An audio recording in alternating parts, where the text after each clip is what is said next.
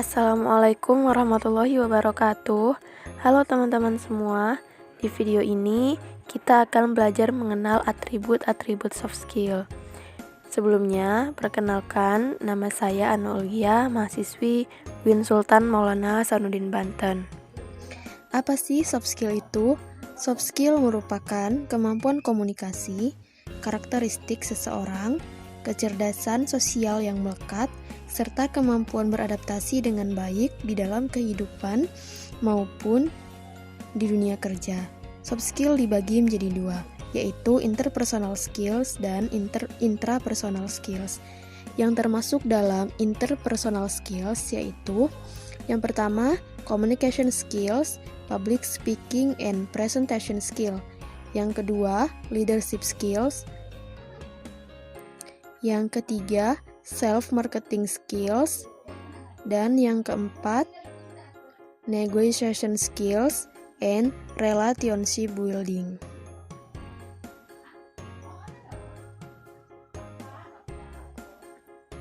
Yang termasuk dalam intrapersonal skills yaitu ada 6. Yang pertama, transforming character and transforming belief. Yang kedua, change management and stress management. Yang ketiga, time management. Yang keempat, creative thinking, critical thinking, and analytic thinking. Yang kelima, goal setting and life purpose. Yang keenam, accelerated learning technique. Chapter 1.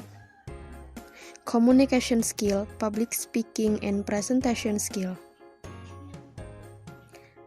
Apa itu communication skill? Communication skill merupakan skill yang mencakup beberapa elemen seperti lisan, mendengarkan, tertulis, visual, interdisipliner, dan antar budaya.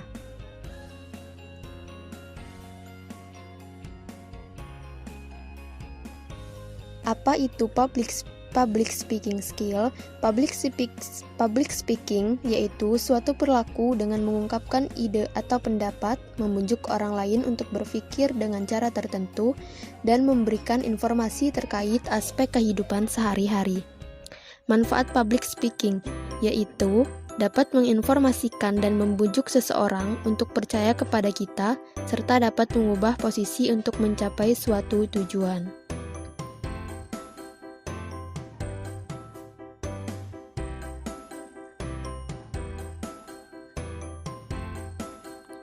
Apa itu presentation skill? Presentation skill adalah kemampuan seseorang dalam berinteraksi dengan audiens, menyampaikan pesan dengan jelas, melibatkan audiens dalam presentasi, dan memahami pola pikir audiens. 3 komponen penting dalam presentation, yaitu yang pertama, struktur, yaitu mulai dari perkenalan, isi materi atau konten, dan penutup atau kesimpulan. Yang kedua, gerak dan bahasa tubuh, yaitu terdiri dari postur tubuh, kontak mata, ekspresi wajah, tangan, serta jarak dengan audiens. Yang ketiga, verbal delivery, maksudnya penggunaan kalimat secara aktif ketika menyampaikan materi. Chapter 2. Leadership skills. Apa itu leadership skills?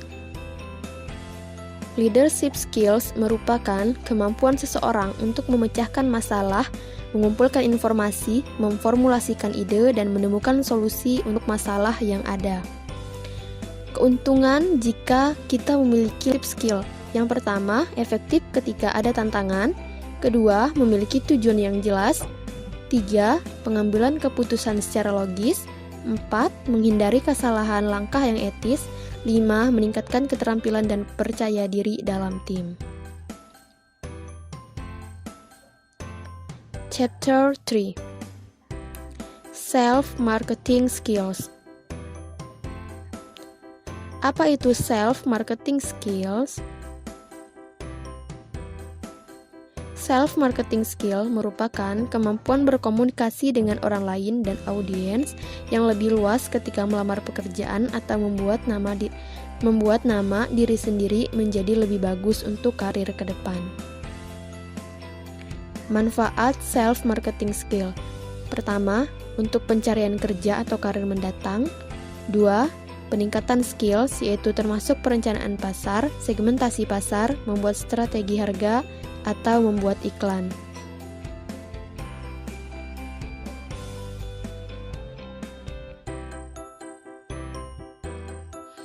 Tujuan self-marketing.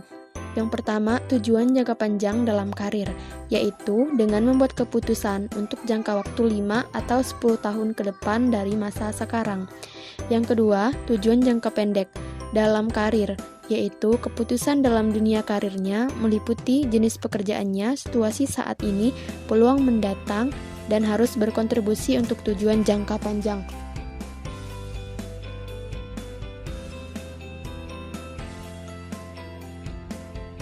Chapter 4. Negotiation Skill and Relationship Building. Apa itu negotiation skill? Negosiasi adalah aktivitas yang mempengaruhi orang lain atau proses untuk mendapatkan apa yang diinginkan. Jenis-jenis negotiation skill ada 2. Yang pertama, negosiasi kompetitif dan negosiasi kooperatif. Perbedaan antara negosiasi kompetitif dan kooperatif.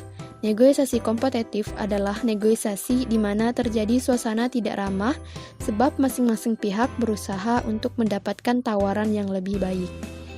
Negosiasi kooperatif adalah negosiasi di mana konflik dapat diminimalisir dan seluruh gagasan yang ada difokuskan kepada tujuan untuk mencapai tujuan. Apa yang dimaksud dengan relationship building? Relationship building yaitu keterampilan atau keahlian untuk bisa berhubungan dengan orang lain dan merupakan kemampuan yang wajib dimiliki untuk bisa meraih kesuksesan. Apa manfaat relationship building? Manfaat relationship building yaitu agar mempunyai kemampuan dalam berkomunikasi yang jelas, dapat mendengarkan dengan baik, dan yang tidak kalah penting adalah ia dapat bekerja sama dengan baik. Chapter 5. Transforming Character and Transforming Belief.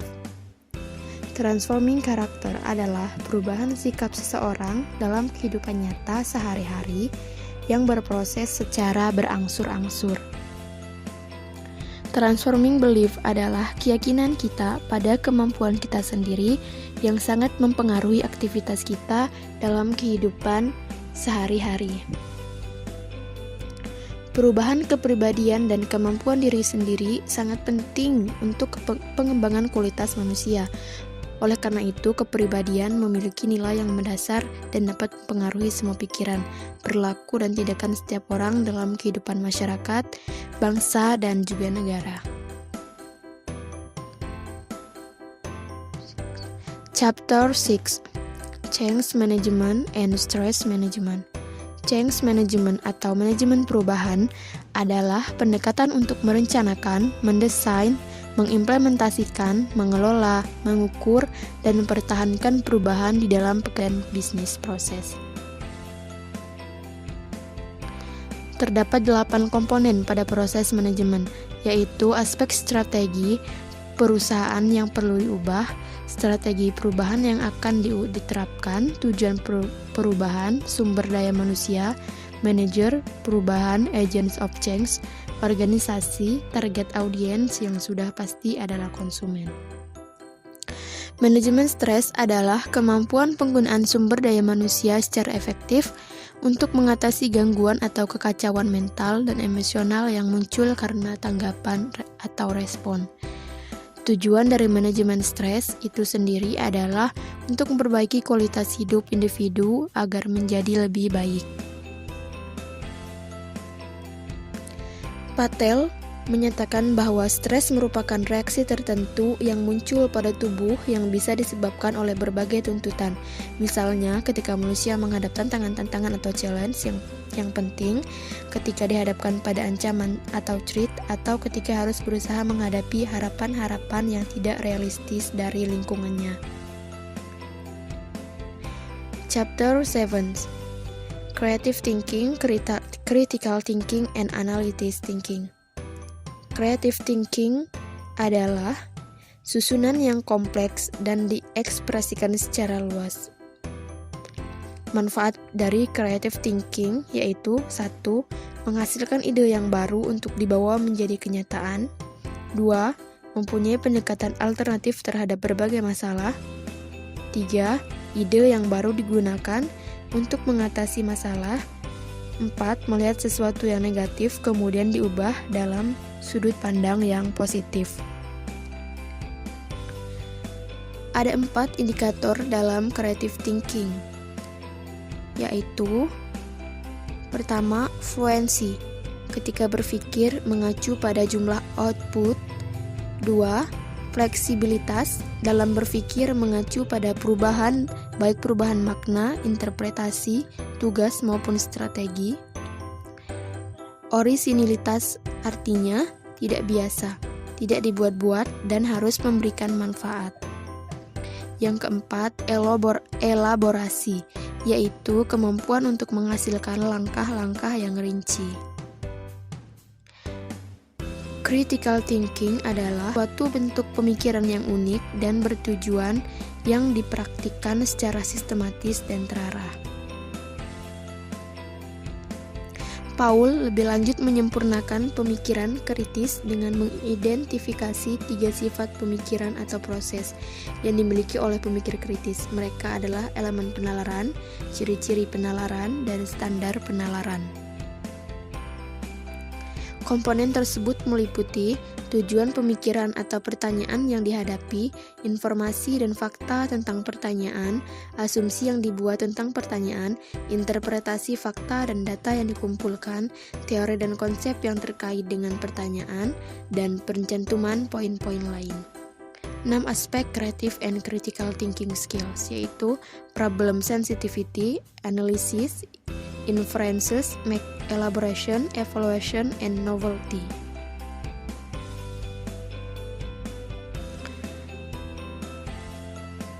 Berpikir analisis adalah keterampilan dalam pemikiran logis untuk mengumpulkan dan menganalisa informasi, merancang, menguji, merumuskan rencana, serta menguji solusi untuk masalah.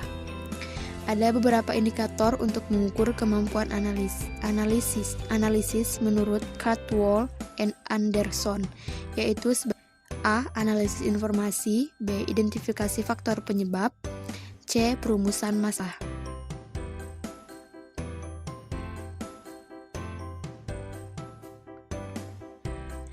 Chapter 8: Time Management.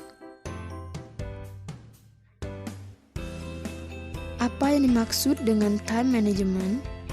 Time management adalah suatu perilaku yang memiliki tujuan untuk mencapai penggunaan waktu yang efektif dengan diarahkan pada suatu tujuan tertentu.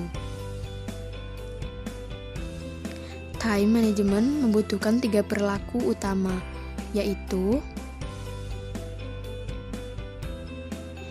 time assessment behaviors, yaitu kesadaran akan penggunaan waktu sehingga memungkinkan untuk dapat menanggung tanggung jawab sesuai dengan kemampuan. Kedua, planning behaviors, yaitu menggunakan waktu dengan efektif, contohnya melakukan perencanaan, memprioritaskan pekerjaan, dan mengelompokkan tugas. Yang ketiga, monitoring behaviors, yaitu mengambil perilaku seorang pada saat melakukan aktivitas sehingga dapat menimbulkan memahami batasan atau interupsi yang dialami orang lain. Chapter 9: Goal Setting and Life Purpose. Penetapan tujuan atau goal setting adalah sebuah teori kognitif dengan dasar pemikiran bahwa setiap orang memiliki suatu keinginan untuk mencapai hasil spesifik atau tujuan yang agar tujuan yang diharapkan dapat tercapai. Berdasarkan pendapat Locke dan kawan-kawan, terdapat 5 komponen goal setting, yaitu kejelasan, tantangan, kompleksitas tugas, komitmen, dan umpan balik. Apa itu life purpose? Life purpose atau tujuan hidup adalah keinginan jangka panjang yang stabil dan mempengaruhi banyak aspek kehidupan. Menurut Brown, ada 4 aspek penting dari life purpose atau tujuan hidup, yaitu komitmen, arah dan tujuan, bermakna secara personal, dan keinginan untuk berkontribusi pada dunia luar.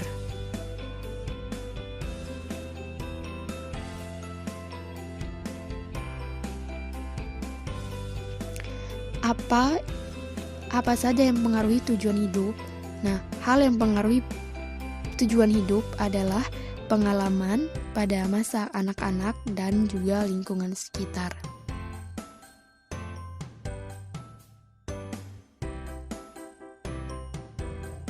Chapter 10: Accelerated Learning Teaching Technique. Apa itu Accelerated Learning Teaching Technique? Accelerated Learning merupakan teknik yang memungkinkan siswa belajar dengan mudah, menyenangkan, dan efektif dengan upaya yang normal dan sesuai dengan gaya belajarnya masing-masing. Tujuan Accelerated Learning Teaching Technique yaitu untuk mewujudkan poin sebelumnya pada waktu yang lebih awal, untuk menambah kecepatan, untuk mempercepat kemajuan atau perkembangan, memungkinkan seseorang siswa untuk banyak dalam waktu yang lebih singkat.